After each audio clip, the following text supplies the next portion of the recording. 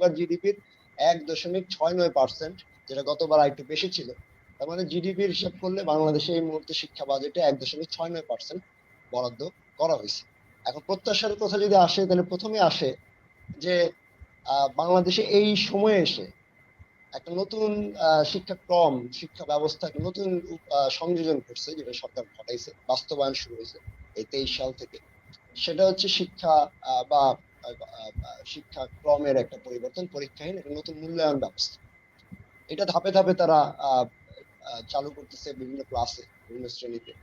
তো সেই জায়গা থেকে যখন শিক্ষাক্রমটা সরকার প্রপোজাল আনে, তখন থেকে এই শিক্ষাক্রম নিয়ে আমাদের শিক্ষক, অভিভাবক এবং গবেষকদের মধ্যে একটা ব্যাপক প্রতিক্রিয়া ছিল, সমালোচনা ছিল।